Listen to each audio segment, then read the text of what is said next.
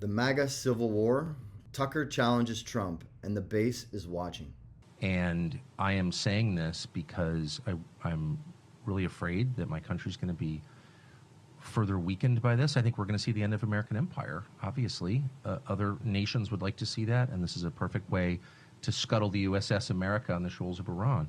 But it's also going to end, I believe, Trump's presidency and effectively end it. And so that's why I'm saying this. What do you mean by that? That's coming from you. That's look, I knew Bush. I knew George W. Bush. We had, family connections to Bush. I knew Bush.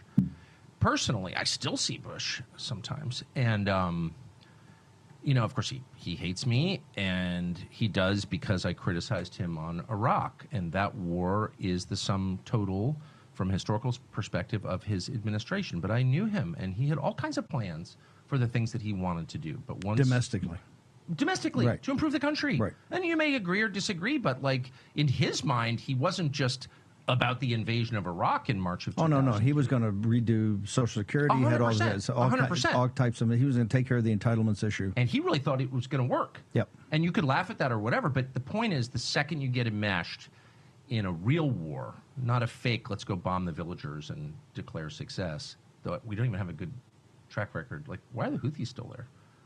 No, there's a whole other question, right, which is how prepared is the U.S. military for a real conflict? And the answer is totally unprepared. Scary unprepared. I don't think people understand that. But anyway, the only reason I'm saying any of this is because I really, really care. Yeah, so Tucker Carlson is one of many Donald Trump's, supporters that is very, very disappointed with Donald Trump and how this war is playing out and how he is responding to the war in the Middle East between Israel and Iran.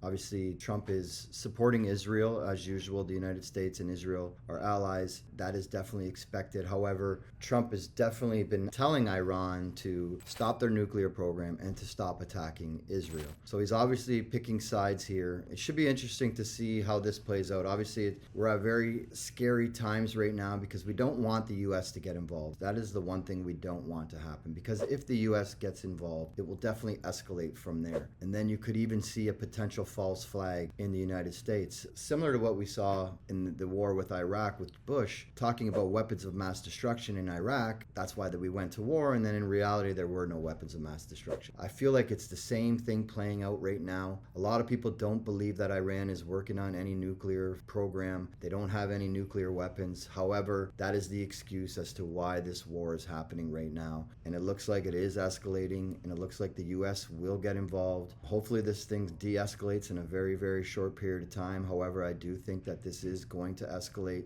and that you'll continue to see certain asset classes continue to rise. Oil is up another 3% today. Since the war began, I think oil is up over 10%. Gold is up a few percent as well. Silver's up 2% today. And I think that trend will continue. As long as this war continues, you'll continue to see oil go up. You'll continue to see the stock market under pressure. And you'll continue to see precious metals perform very, very well in this environment. So hopefully this war de-escalates. But again, I don't believe that's going to happen. I think this war is going to continue and be drawn out, and the United States will get involved and other countries will get involved as well. So we'll see how this goes. Hopefully it doesn't last too long, but we'll see how it goes though.